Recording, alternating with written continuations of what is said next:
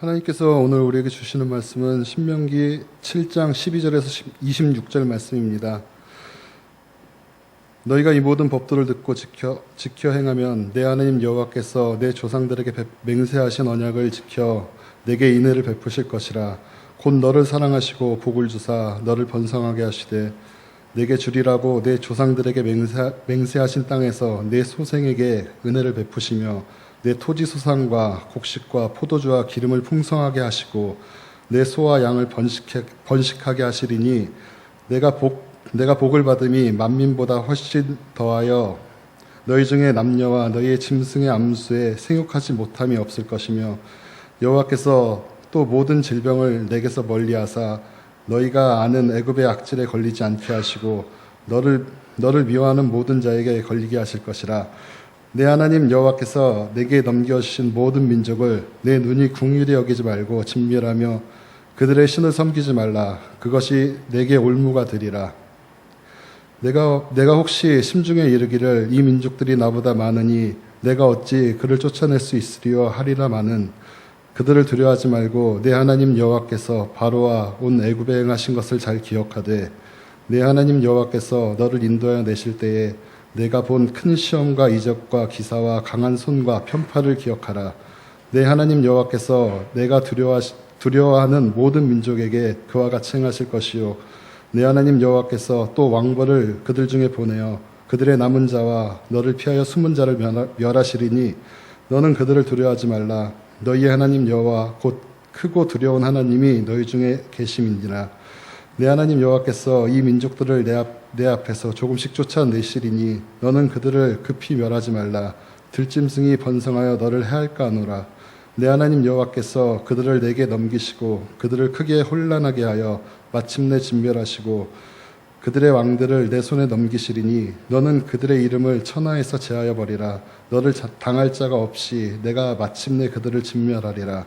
너는 그들이 조각한 신상을 불사르고 그것에 입힌 은이나 금을 탐내지 말며 취하지 말라. 내가 그것으로 말미암아 올무에 걸릴까 하노니 이는 내 하나님 여호와께서 가증히 여기시는 것임이니라. 너는 가증한 것을 내 집에 들이지 말라. 너도 그것과 같이 진멸당할까 하노라. 너는 그것을 멀리하며 심히 미워하라. 그것은 진멸당할 것임이니라. 아멘. 성도 여러분들을 사랑하시는 우리 아버지 하나님께서 이 모든 기도의 제목들을 꼭 기억하시고 들으시며 응답하시고 응답의 열매로 풍성하게 삶의 자리에 채워주시기를 간절히 축복합니다. 성도 여러분, 오늘 우리 5월 31일 마지막 주일입니다. 내일부터는 2015년도에 반환 지점을 돌기 위해서 제 생각에는 그저 이렇게 도는 게 아니라 이렇게 돌게 하는 긴 타원형의 길로 들어가는 6월 1일, 6월이 시작됩니다. 벌써 반환점을 돌아야 하는 시간이 됐구나 하는 생각이 이미 2015년이 다 지나갈 것 같은 생각도 드는데요.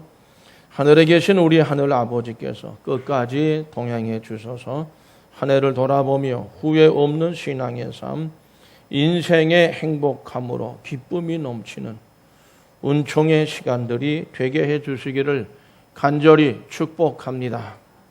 오늘 말씀에서 모세를 통하여 이스라엘 백성들에게 언약의 땅으로 들어가는 일에 대해서 두려워하지 말라고 하나님께서 말씀을 합니다. 7장 18절에 있는 말씀을 다 같이 읽겠습니다. 그들을 두려워하지 말고 네 하나님 여호와께서 바로와 온 애굽에 행하신 것을 잘 기억하되. 두려워하지 말고 애굽에서 나올 때에 또 애굽에 있을 때 하나님의 행하신 그 권능의 역사, 강한 팔로 편팔로 역사하셨던 그 모든 일들을 잘 기억하라고 말씀을 합니다.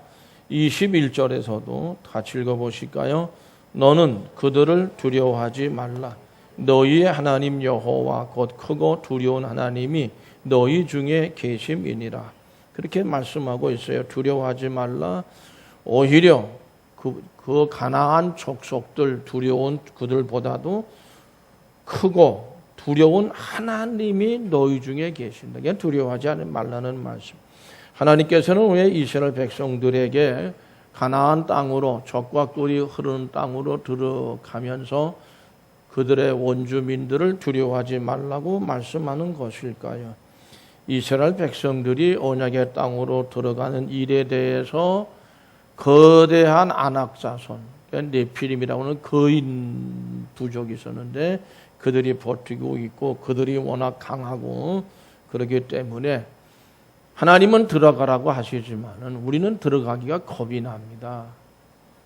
그런 뜻입니다. 그래서 그런 두려움이 있다 보니까 지금 안 들어가겠다고 하는 거죠. 근데 성도 여러분, 하나님께서 두려워하지 말라 그러고 이스라엘 백성들은 두려워하고 이런 사건은 이미 40년 전에도 있었습니다. 애굽에서 나와서 신안 거쳐서 가데스 바네아에 이르렀을 때에 그때도 정탐꾼들을 모아서 12명 올려 정탐에 가지고 와라 보고를 들었습니다.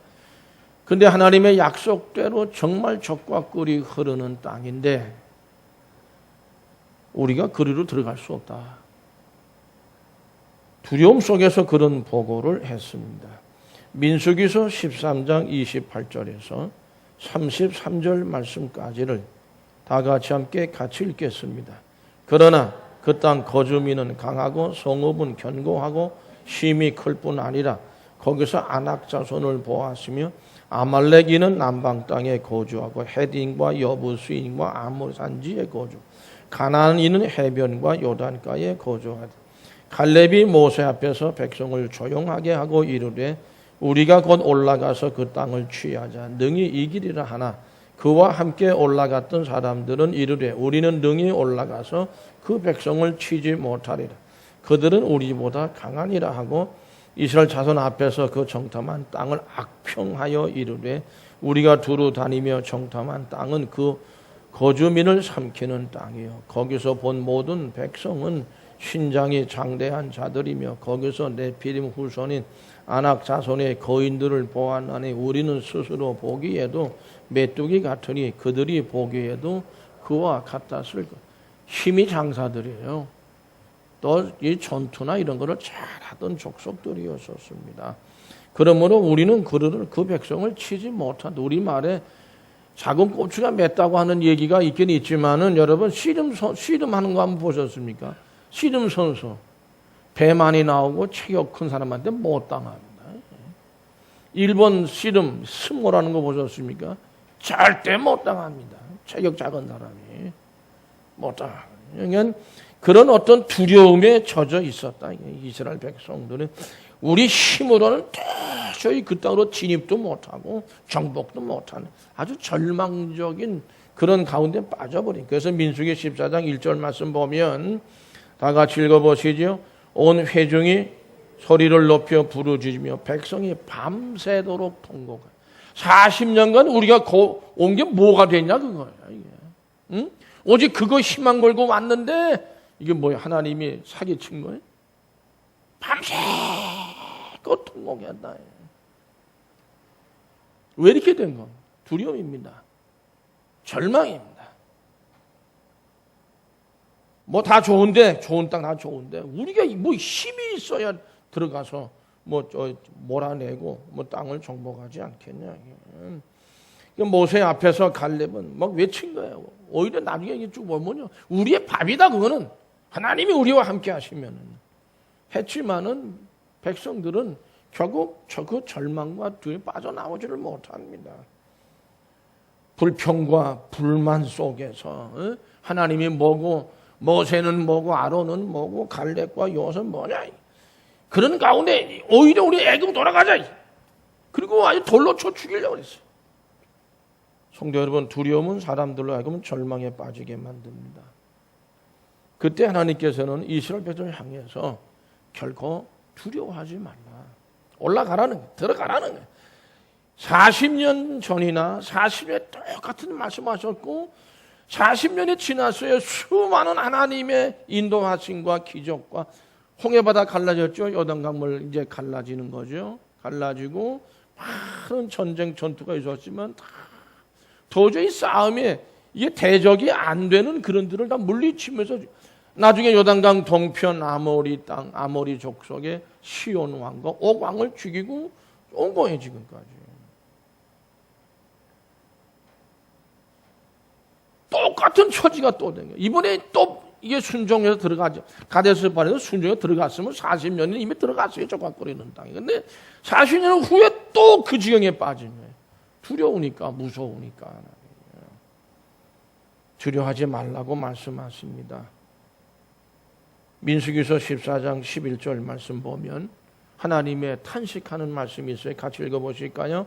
여호와께서 모세에게 이르시되 이 백성이 어느 때까지 나를 멸시하겠느냐? 내가 그들 중에 많은 이적을 행하였으나 어느 때까지 나를 믿지 않겠느냐? 성도 여러분, 순종하지를 못하기 때문에 그 절망을 또 그 두려움을 그를 밀어내지를 못해요. 결국 하나님 말씀과 명령과 법도와 규례에 순종하지 않는 것은 뭡니까? 하나님을 멸시하는 행위입니다. 엄청난 불신앙입니다. 못합니다. 하나님은 나는 못하고 우리 못합니다. 그는 하나님을 이 백성이 어느 때까지 나를 멸시하겠느냐 도무지 말씀하십니다. 성도 여러분, 순종하지 못하기 때문에 절망에서 벗어나지 못합니다. 못하기 때문에 순종하지 또 못합니다. 절망의 두려움에서 희망이라는 꽃을 피울 수 있는 것은 따라서 하실까요? 순종의 믿음뿐입니다. 그거밖에 없습니다. 이스라엘 백성들이 40년 전이나 40년 후나 똑같이 하나님 말씀에 그대로 순종하였다면 저들의 그렇게 소망하는 적과 꿀이 흐르는 땅으로 이미 40년에 들어갔을 거라고요. 성도 여러분, 그 희망이 무너집니다. 20세기의 최고의 철학자죠. 실존주의 철학자라고 그럽니다. 사르트르라고 하는 철학자가 있습니다. 그 사람이 1980년 3월 달에 프랑스 파리의 브루셀 병원이라고 하는 병원이 아마 상당히 유명한 병원인 것 같습니다. 폐수종이란 병으로 입원했었는데 그는 죽음에 대한 불안과 공포와 육신의 고통 속에서 아주 신음소리를 내며 괴롭다고 소리치고 괴로워하면서 그 고통과 죽음에 대한 공포에 시달리다가 입원한 지 한 달 만에 이 세상을 떠났습니다. 이 사르트르의 그 전공이 뭔 줄 아십니까? 인생의 죽음에 대한 문제고 삶에 대한 문제, 삶의 고통에 대한 문제, 거기에 대해서 많은 해안을 갖고 많은 그 말들을 남긴 철학자가 이 사르트르. 근데 자기 자신이 이야기한 그대로 그걸 이겨내지 못하고 거기에 고통을 그리고 거기에 시달리다가 결국 한 달 만에 입원하고 세상을 떴다고 말입니다. 문제는 그 후에 일어났어요. 그의 죽음 후에 사람들이 사르트르 같은 그 위대한 철학자가 왜 그렇게 고통과 공포 속의 죽음에 대해서 시달리고 고통당하다가 왜 그렇게 죽어야 되느냐? 죽음으로부터의 자유를 외치던 그 철학자가 말로가 왜 그렇게 아주 초라한 모습이 됐냐 그거예요. 논의가 벌어졌어요. 사람들의 결론은 그렇습니다. 사르트르라고 하는 철학자의 말로가 그렇게 비참했던 이유는 그에게는 돌아갈 고향이 없었기 때문이다. 희망이 없었다는 거예요. 성도 여러분, 우리에게는 아무리 고통스럽고 괴롭고 고난 것이 많다 하더라도 우리는 돌아갈 본향이 있습니다.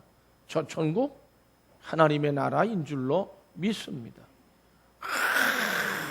아무리 열악한 그런 상황, 우리는 그 본향을 사모한다고. 근데 이 사르트르는 그게 없었다. 그래서 그의 말로는 아주 비참했다라고 하는 것이죠. 성도 여러분, 이 이야기가 우리에게 주는 교훈이 무엇일까요? 희망은 절망이나 두려움에 빠진 사람들에게 생명력으로 강하게 만들어준다는 것이죠. 희망만 있다면 어떤 난관도 극복할 수 있다는 것입니다. 희망은 사람을 살만나게 만듭니다. 그러나 반대로 절망은 어떻습니까? 절망은 삶을 포기하게 만들어버리죠. 절망은 산 사람도 죽음을 향해서 가도록 자꾸 재촉. 절망이 그래서 무섭다는 겁니다. 절망은 죽음에 이르는 병이라고 그랬어요. 독일의 아주 유명한 쪽은 그분은 신앙이 참 독실했어요. 키엘케고르라는 철학자인데 그분이 한 말이에요. 절망은 죽음에 이르게 하는 병이다. 이스라엘 백성들에게는 그 땅 가나안 사람들의 장대한 모습, 강함 그런 것들로 성읍도 아주 견고했어요. 그걸로 인해서 하나님이 들어가라, 올라가라 이 말씀과 명령에 그리고 들어가서 하나님의 주시는 명령과 말씀과 규례와 법대로 그대로 듣고 지키고 행해라. 말씀하셨지만 결국 순종하지를 못하는 겁니다.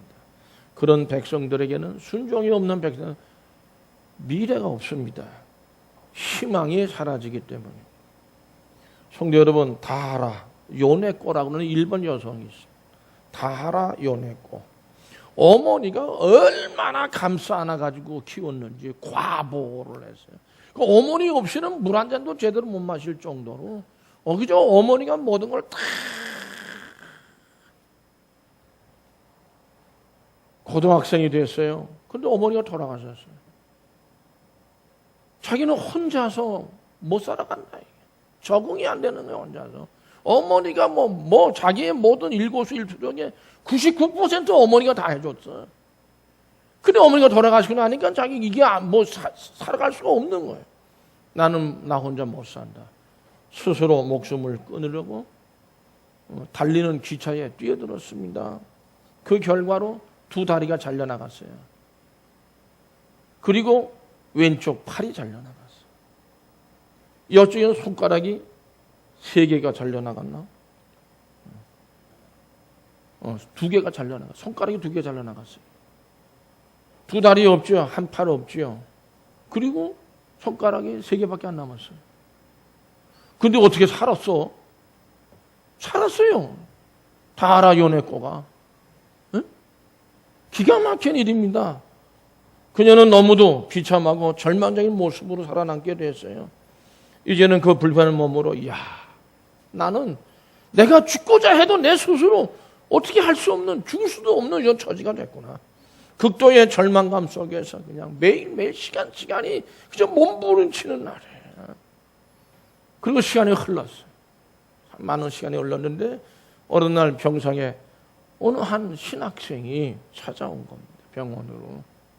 찾아와서 여러 번 요네꼬를 위해 기도를 해주고 복음을 전해주고 예수 어떤 분이 가르쳐주기 시작했어요. 근데 이게 받아들여지겠어요? 자기 인생을 보니까. 두 다리가 없는데 한쪽 팔도 없고 그나마 손가락 2개마저 없고. 응?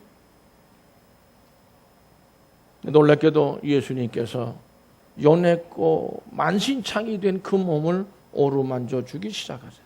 주님의 사랑과 복음으로 그 신학생을 통해서 남자 신학생입니다. 다 전달되면서 드디어 몇 년 지나면서 그 예수 그리스도의 사랑과 복음을 받아들이기 시작했다. 그리고 이 청년은 이제 신학교를 졸업하고 전도사가 되고 이제 목사 안수를 이제 받게 되어지는 그런 일이. 그때 이 양반이 이 요네꼬를 찾아가서 나와 뭘 하자? 결혼하자 청혼을 했어요. 이게 무슨 일입니까, 도무지.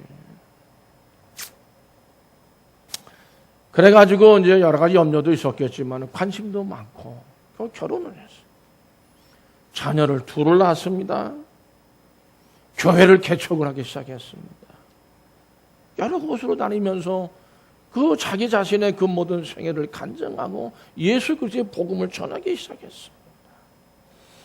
그 다하라 요네꼬 사모가 책을 냈습니다. 그 책의 제목이 뭔지 아십니까?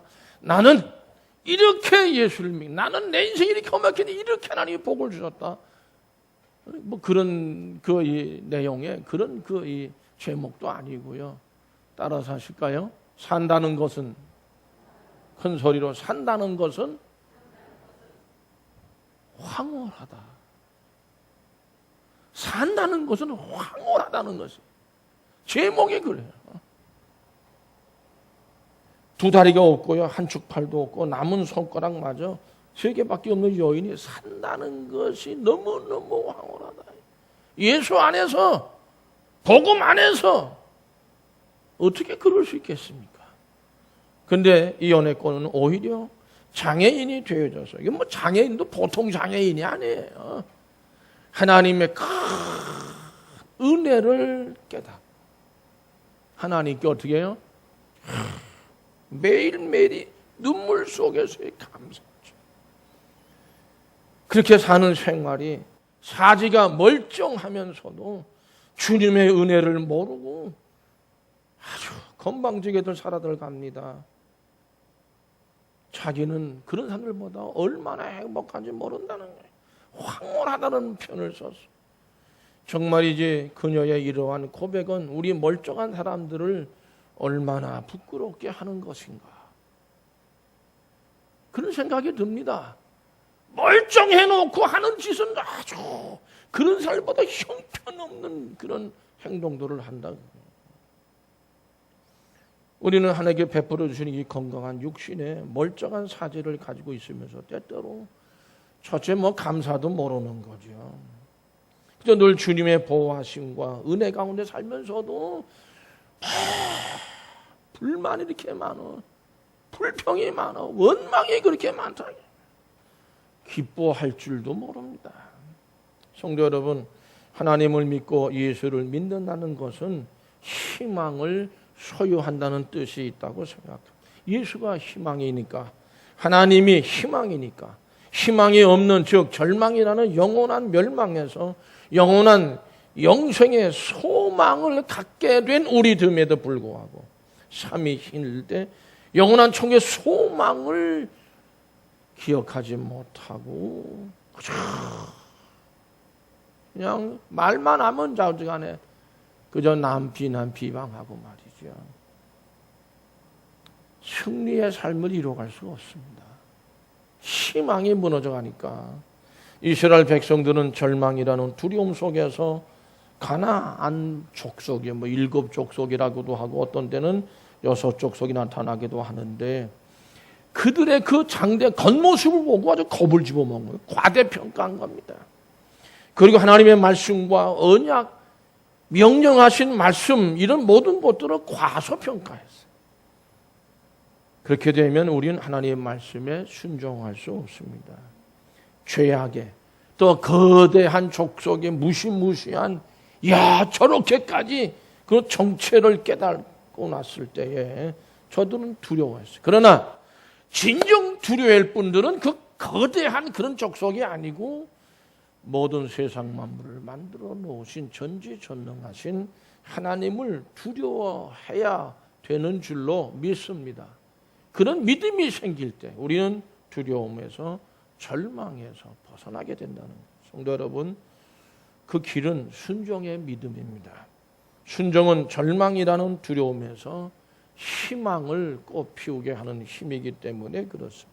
하나님께서는 오히려 두려움이 절망이 우리를 두려워하도록 만들어 가신 죄악이 사탄 마귀가 하나님의 백성들을 두려워하도록 만들어 가신 성도 여러분, 희망은 생명을 지키게 해주지만 절망은 생명을 포기하게 만드는 겁니다. 신명기서 7장 12절에서 16절 말씀까지를 다 같이 함께 같이 읽겠습니다. 너희가 이 모든 법도를 듣고 지켜 행하면 네 하나님 여호와께서 네 조상들에게 맹세하신 언약을 지켜 네게 이 은혜를 베푸실 것이라. 곧 너를 사랑하시고 복을 주사 너를 번성하게 하시고 네게 주리라고 네 조상들에게 맹세하신 땅에서 네 소생에게 은혜를 베푸시며 네 토지 소산과 곡식과 포도주와 기름을 풍성하게 하시고 내 소와 양을 번식하게 하시리니 내가 복을 받음이 만민보다 훨씬 더하여 너희 중에 남녀와 너희의 짐승의 암수에 생육하지 못함이 없을 것이며 여호와께서 또 모든 질병을 내게서 멀리하사 너희가 아는 애굽의 악질에 걸리지 않게 하시고 너를 미워하는 모든 자에게 걸리게 하실 것. 내 하나님 여호와께서 내게 넘겨주신 모든 민족을 내 눈이 긍휼히 여기지 말고 진멸하며 그들의 신을 섬기지 말라. 그것이 내게 올무가 되리라. 아멘. 12절 첫머리면 모든 법도를 듣고 지켜 행하면 무슨 뜻이죠? 순종하면 그런 뜻입니다. 그러면 이스라엘 백성들이 가나안 땅에 들어가게 될 거고 또 저들을 물리치게 될 거죠. 몰아내게 될 것이고 그 땅을 차지하게 될 것이고 그 땅에 살아갈 때에 필요한 거 양식이 뭐 여기 보면은 복을 주사 너를 번성하게 하시고 쭉 풍성하게 이게 뭐예요? 결국 필요한 양식, 가축 그리고 또 뭐예요? 질병에도 걸리지 않다고 그랬어요. 건강을 하나님께서 어떻게 하신다? 따라서 책임지신다. 그 말씀하시는. 순종하면 내가 모든 거 다 책임진다는 게. 그들을 보호하고 번성케 하시며 만민 가운데 어떤 민족보다 더 뛰어난 민족이 되도록 하시겠다고 하십니다. 하나님께서는 이스라엘 백성들과 항상 함께 하시기를 원하십니다. 그 사실을 꼭 믿고 의지하시기를 축복합니다. 그런 믿음을 갖는 믿음이 축복된 사람이죠. 그리고 그들에게 어느 때 어떤 일에서든지 하나님은 구원의 은혜를 베풀기를 원하시는 하나님이시고요. 하나님은 성도에게 무한한 사랑과 복을 주시기를 원하십니다. 이러한 하나님의 은혜와 복 주심이 이스라엘 백성들에게는 뭐예요? 이런 복을 너희들이 순종해서 들어가면 그런 믿음으로 들어가면 이러한 일들이 다 이렇게 이루어진다. 이게 뭐 하나님이 주시는 희망이에요. 이 희망의 꽃을 피워야 되는데 그거는 순종하는 믿음밖에 없다. 그러므로 이스라엘 백성들은 절망적이라도 절망적인 상황이 된다. 두려워하지 말아야 되고 하나님 말씀에 순종해야 됩니다. 지켜 행할 때에 희망의 아름다운 꽃이 확 피는 거예요. 하나님이 희망이기 때문입니다. 하나님께서는 말씀에 순종하는 성도를 사랑하시고 그들에게 은혜를 베푸십니다. 성도는 순종을 통해서 하나님께서 주시는 복을 받아서 누릴 수 있습니다. 그러므로 세상을 향하여 곁눈질하지 말아야지 되고 하나님의 말씀만을 청종하고 지켜 행해야 합니다. 그런 믿음의 사람들이 돼요. 그런 믿음의 사람들은 순종하는 믿음의 사람들이라고 생각합니다.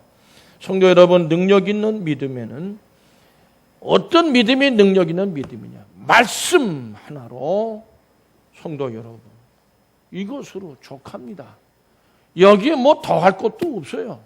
근데 신앙생활을 하다 보면 많은 신앙인들이 자기도 모르는 사이에 이 말씀에다가 뭐가 자꾸 붙여. 뭘 붙여? 내가 이만큼 돈이 있으니까, 내가 이만큼 권력이 있으니까, 내가 이만큼 건강하니까 말씀만이면 족한 줄로 믿으시기를 축복합니다. 출세하고 뭐 어떻게 되고 뭐 어떻게 되고 뭐 자식이 뭐 어쩌고 내 지식 내가 공부를 얼마 이거 붙일 이거 하나로 족하다. 이거 하나로 완전한 겁니다. 근데 자꾸 붙여서 자랑하고 과세하려고 그러고 인정받고 싶어 하고 말이죠. 이래 가지고서는 순종하는 믿음이 되어줄 수가 없다. 왜 자꾸 갖다 붙이는 거예요? 거기다가 그러한 것들을. 에? 여러분 뭐 장로고 무슨 뭐 아주 독실한 신앙이 누구 하는 요즘 정치판에 말이죠. 그런 분들이 굉장히 많습니다. 국회의원들 중에서도. 근데 제대로 행동하는 그런 기독교인 그 장로니 무슨 뭐 높은 사람들 보셨어요? 이상하네, 장로란 사람이 저렇다고. 제가 보기도 그래요. 성도 여러분, 능력 있는 믿음은요, 하나님의 말씀만으로, 하나님의 말씀만 있으면 되는 거예요. 그러나 우리는 정말 그런 가운데서 뭐 이것저것 다 갖다 붙이, 그렇지 않습니다. 여러분, 백부장은요, 누가복음 7장 7절 따라서 하세요. 말씀만 하사 내 하인을 낫게 하소서. 백부장이 예수님 찾아왔어요. 내 하인이 죽어가는데 좀 고쳐주세요 하니까 그래 가자. 그러니까 백부장이 가실 필요 없습니다. 내게도 소화가 있는데 오라 그러면 오고 가라 그러면 갑니다. 말씀만 해 주십시오. 말씀만 하면 날 줄로 믿어. 하인이 난 줄로, 그 즉시 난 줄로 믿으시면 아멘. 하나님께서 원하시는 믿음은요, 하나님 뭔가 말씀하실 때 이유를 묻지 않고 순종하는 믿음이에요. 오라, 왜 가요? 하나님. 그 왜 붙여 이유를? 왜 물어? 성도 여러분, 묻지 않고 그대로 따라가는 게 올라가! 예, 올라가겠습니다. 들어가! 예, 들어가겠습니다. 이게 순종입니다. 여러분, 믿음은 저는 순종의 열매라고 생각합니다. 근데 뭐 교회 일도 그렇고 신앙생활 그렇고 핑계거리가 많은지 몰라. 이래서 저래서 그렇고 저렇고 그래서 못했습니다. 그래서 기도 생활도 말씀도 못하고 교회도 잘못 교회 나오는 것도 거북하고 어쩌고 저쩌고 웬 핑계가 이렇게 많은지 몰라. 핑계거리가 이유도 많고. 성도 여러분, 그런 신앙생활을 버리시기 바랍니다. 믿음은 철저한 순종의 뿌리를 내리는 것이죠. 거기서 희망이라는 아름다운 꽃을 피우게 되는 겁니다. 하나님께서 인생의 어둠을 주시면 하나님 왜 하필이면 다른 사람 다 놔두고 나한테만 이런 어둠을 주십니까? 하필이면 왜 납니까? 그렇게 하나님에 따지고 묻지 말고 그냥 어둠 속으로 들어가 봐요. 한번. 에? 내게 주의 어둠을 주셨는데 제가 하나님만 믿고 제가 들어갑니다. 한번 들어가 봐요. 그러면 그것이 순종의 믿음이고요. 그 순종의 믿음은요, 놀라운 하나님의 기적과 권능을 체험하게 하는 통로가 될 줄로 믿습니다. 왜 나한테 이걸 줬냐 이러고 하나님 되들어봐요. 못 들어가고. 그러나 어차피 내 생명 하나님의 것인데 제가 들어가 봅니다. 그때 기적이 일어나고 이적이 일어나고요. 홍해 바다는 갈라지고 요단 강물도 갈라지는 거예요. 어떻게 여길 들어가라고 하십니까? 우리는 너무 이유도 많고 말도 많아서 아직간에. 성도 여러분, 순종하는 믿음 통해서 하나님의 놀라운 기적과 이적과 우리를 사랑하시는 권능의 역사를 체험하시는 성도 여러분들이 되시기를 간절히 축복합니다. 기도하시겠습니다. 함께 하셔서 우리